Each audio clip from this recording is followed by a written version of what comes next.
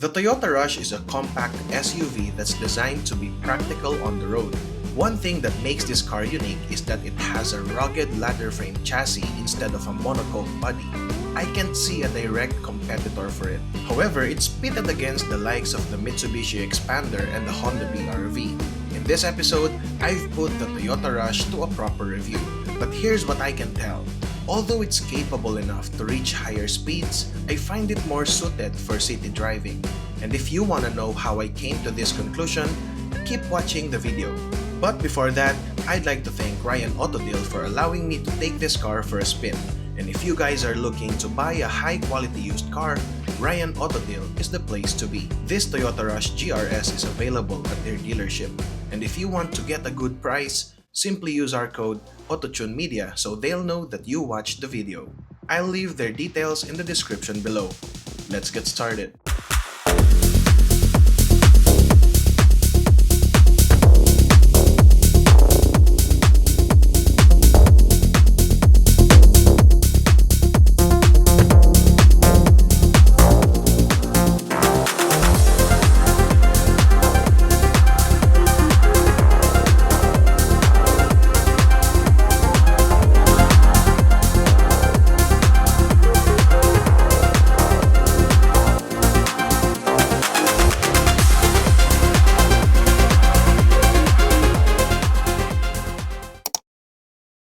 The Toyota Rush GRS is a compact SUV, which sits higher on the ground because of its good clearance.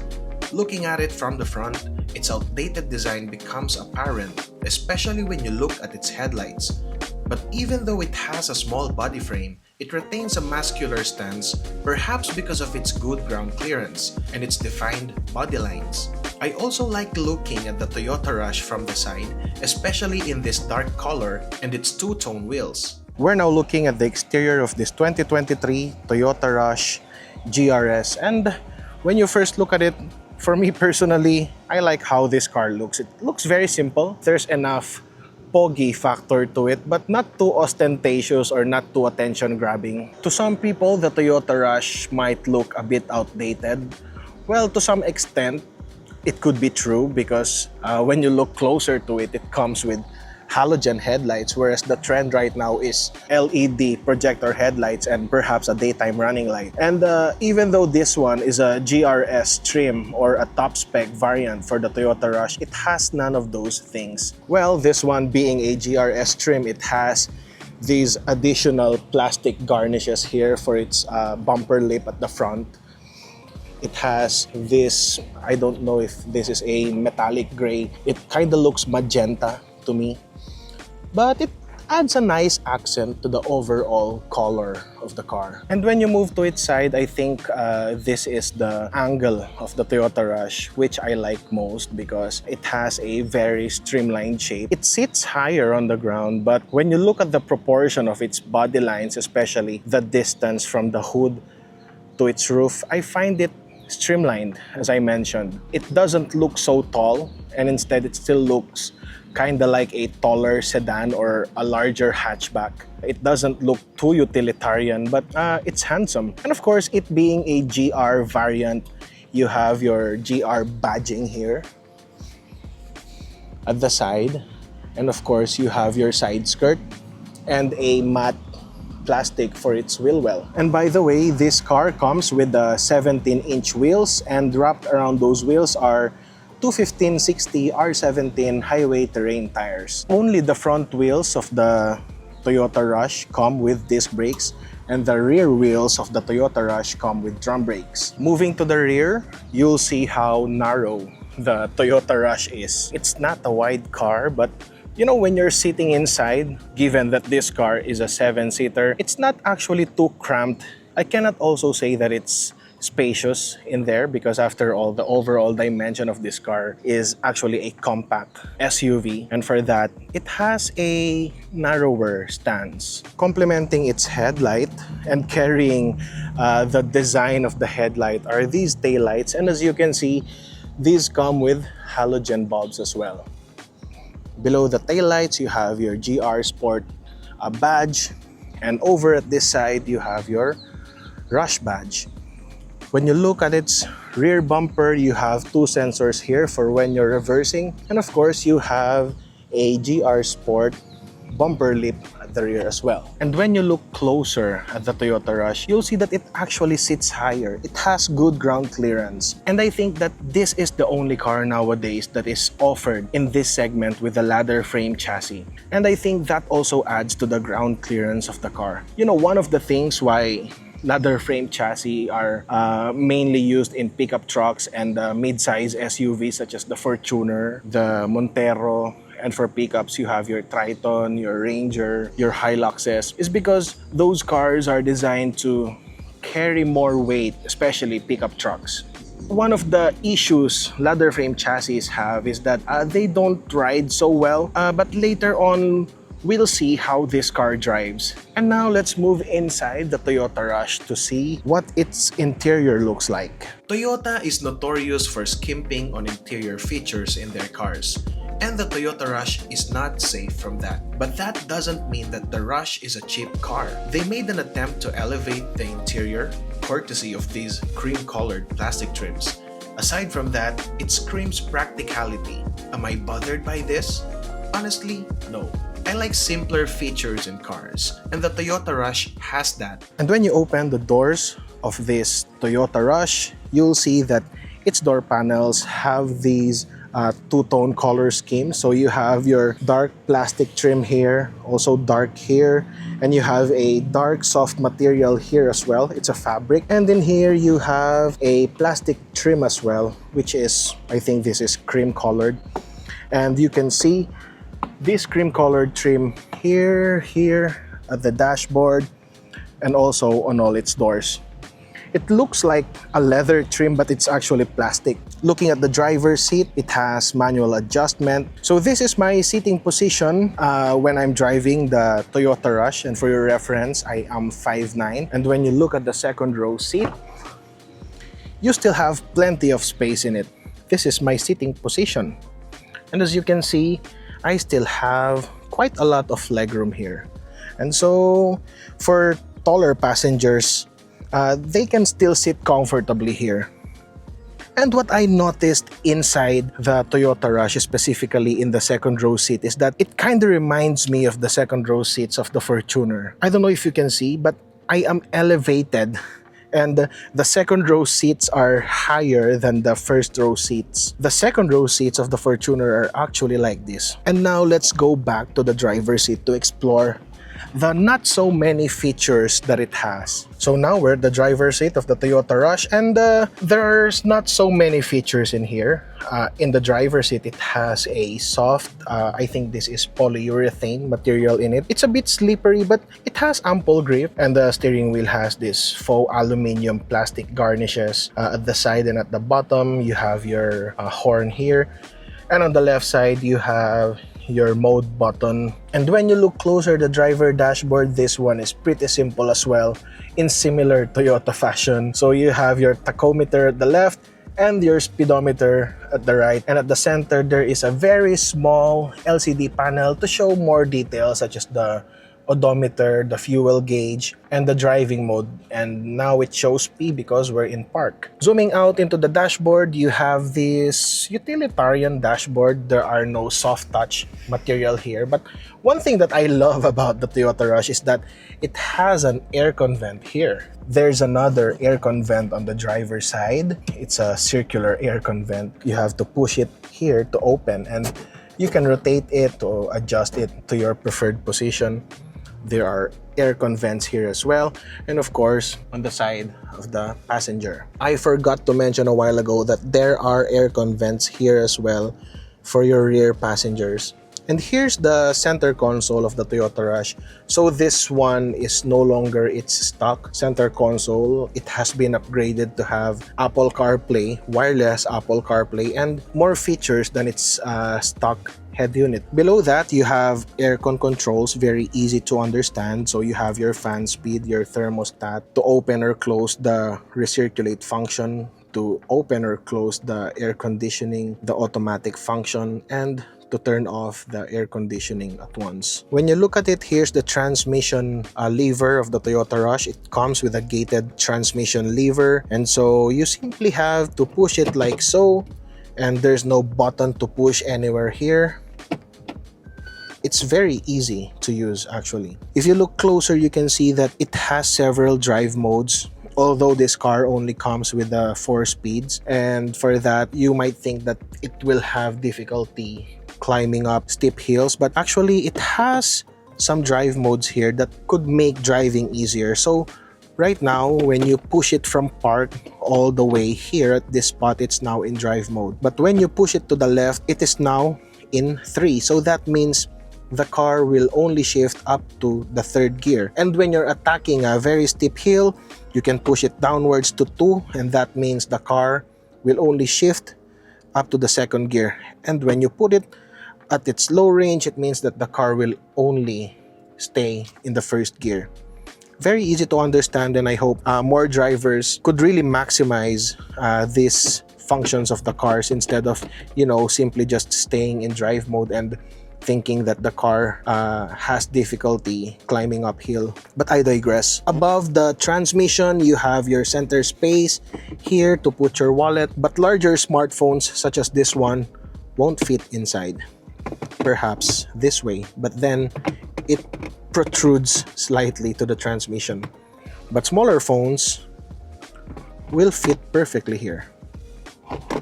Above that storage, you have an outlet for your car charger or for your dash cam. And one thing I like about it, it comes with a handbrake lever, so thumbs up to that. And as you can see, there's no center storage here, and instead you got 3 cup holders. And when you look at the door panels, you have more bottle holders on both front doors and also at the rear doors. And now let's move on to its tailgate to see how the 3rd row seats of the Toyota Rush look. And there you go. Right now they are folded flat here, and you can also raise them forward if you want to make available more space. And unlike the Fortuner, which folds sideways, these 3rd row seats only fold like so to make more available space. Even if these 3rd row seats are up, you still have plenty of space over here. And there you have it. To close the tailgate, you have to pull this down as there is no automatic button here. And there you go, we're done with the exterior and the interior of the Toyota Rush. Let's now take this car for a spin to check its engine, transmission, and its driving dynamics. The naturally aspirated 1.5-liter gasoline engine in the Toyota Rush is far from exhilarating. Yes, it has grunt, especially from a standstill, which is enough to get the car going. But if you push it harder, the engine starts to struggle very early on. Yes, it can run on highway speeds, but at 100 kilometers per hour, you'll hear the engine working too hard. You have to be pushing it too hard for it to run fast. And you need a lot of patience before it reaches higher speeds. And at that point, it sits at a very high RPM, making fuel economy suffer. This is reason number 1 why I find the Rush mainly suited for city driving. We're now inside the 2023 Toyota Rush GRS. And first, let's talk about its engine.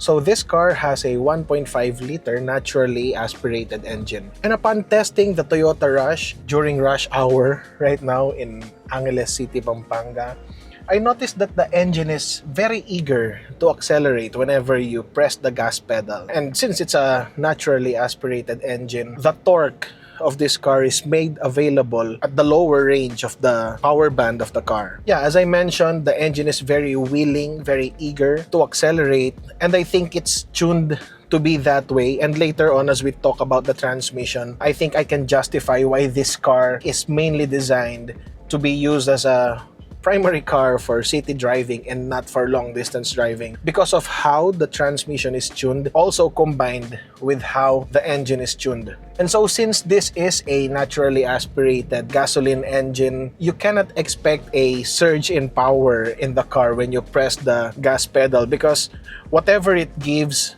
in a linear fashion from a standstill all the way to the top of its power band, is all it has. You can't expect more from it. On the other hand, the positive thing that I found out on the engine is that, and I think this can also be attributed to how its gear ratios in the transmission are designed, is that it has accessible power, especially when you're accelerating from a standstill. And since this is a 7-seater compact SUV, the torque that's available way below the rev range is, just befitting to what this car is designed for. And now, since we're talking about the engine, let's also talk about the throttle response. And what I noticed when driving a Toyota branded car, and right now I've driven Hilux, Fortuner, Hi-Ace, a top spec Fortuner, I noticed that their throttle responses are very instantaneous. I was able to say that it has a responsive throttle pedal because I just have to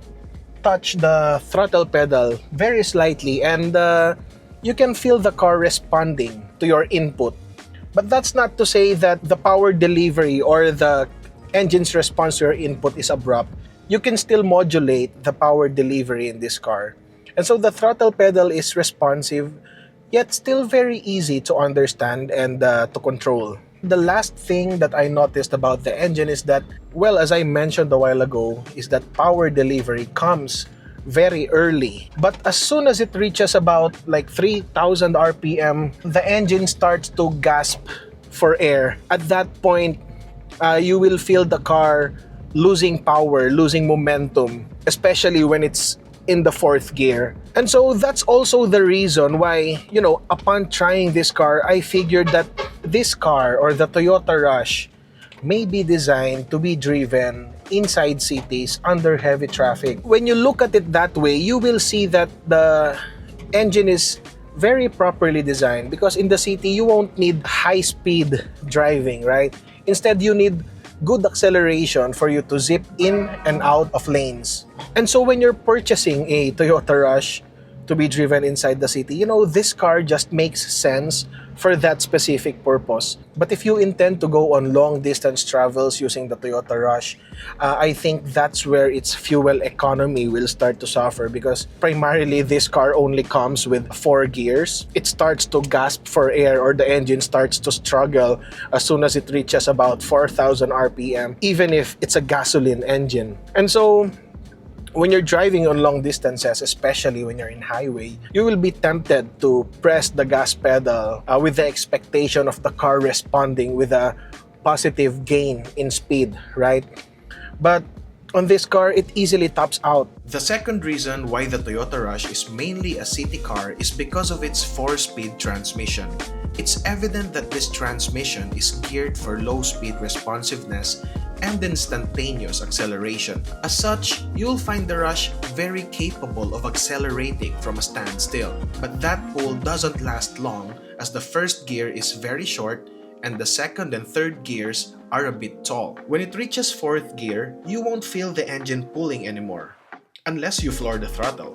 And at that point, it's a long waiting game for it to reach highway speeds. With all that considered, the short first gear and low-end torque are good recipe for an economical city car. And now let's move on to its transmission. So as I already mentioned, the Toyota Rush only comes with a 4-speed automatic transmission. The transmission is also designed to pair with the engine's early power delivery instead of top-end power. The first gear in the Toyota Rush is very short. As soon as you step on the gas pedal, the car will immediately accelerate, and at around 2,000 to 2,300 RPM, it starts to shift to second gear, which is a bit longer than the second gear, which can, propel the car to higher speeds, and then it will shift to the third gear, and the third gear is, of course, taller, capable of, bringing the car to about 70 to 80 kilometers per hour. And at that point, when it shifts to fourth gear, there will no longer be a sensation that the car is still pulling, and you will feel the engine struggling to exert more effort to pull the car. As I mentioned a while ago, this car comes with a naturally aspirated engine, and so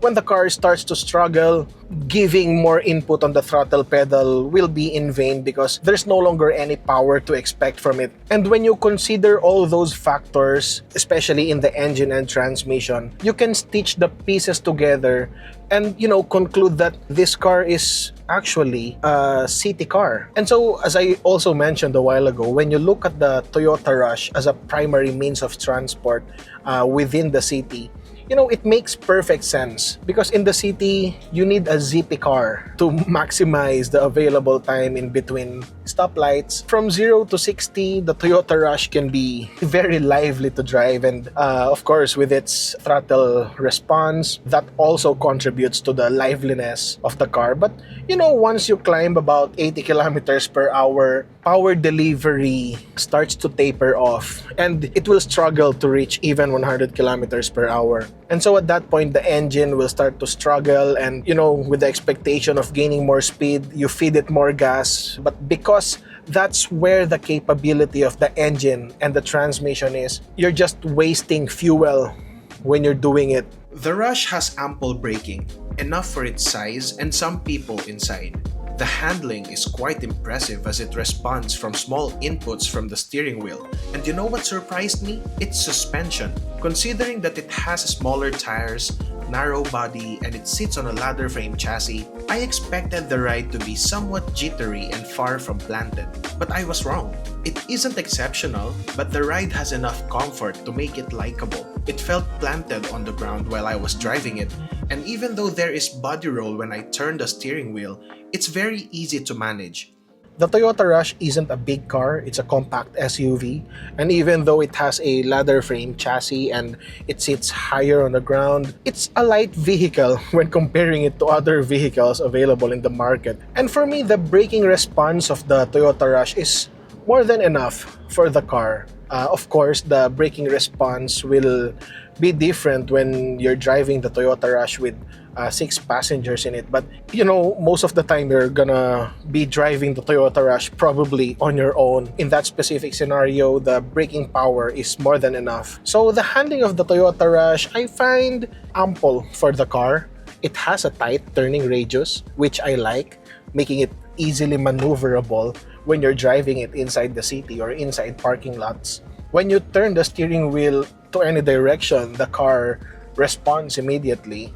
So I cannot say that the handling is vague. I also cannot claim that it's sharp. For me, it's enough for this car. I'm not wanting more sharpness to its handling. For what it is right now, I think it's enough. I like the suspension of the Toyota Rush. Yes, it can be a bit jumpy when you're going over uneven paved roads, but it's not matagtag for an SUV or for a compact SUV that has a ladder frame chassis. It feels planted on the ground. There are noticeable body rolls to it, either when you're going to a straight line or when you're driving and you steer the steering wheel to the left or to the right, but not excessive body roll to, make the ride horrible. And right now we're on a concrete road, and although this concrete road isn't perfect, the suspension of the Toyota Rush easily swallows road imperfections. Yes, there are jitters, there are shaking, there are vibrations inside the car, but not too much that you can say that the Toyota Rush doesn't have a good ride. Complementing the soft suspension of the Toyota Rush are these soft seats as well. Although I find the seats of the Toyota Rush a bit too small for me, the cushioning on these seats is very good. And they actually give good comfort on my bottom and on my back. And so I think that also contributes to the riding comfort of the Toyota Rush. When you're driving on a smoothly paved road, the suspension of the Toyota Rush starts to be softer, to be gentler. And since this car is geared towards people who are looking for practicality instead of, luxury, when you look at it that way, I can say that the Toyota Rush is a very practical car, especially when you're using it the way it's designed to be used. And even though it's a smaller car, it sits higher on the ground, it has good ground clearance. And if you're living here in Pampanga, which is very susceptible to flooding, you'll appreciate the Toyota Rush, as well as you will have very little fear treading those flooded areas. And to wrap it all up, let's talk about the driving dynamics of the Toyota Rush. Before I review any car, I always set my expectations. And since this Toyota Rush is primarily designed for practicality, I set my expectations to the level of having a practical car. And so I balanced factors such as power, drivability, ride, transmission, and all its features. And with all those things considered, which I already mentioned, the Toyota Rush is a very practical car. And if there's one thing that could have been improved in the Toyota Rush, I would say that it's the steering column.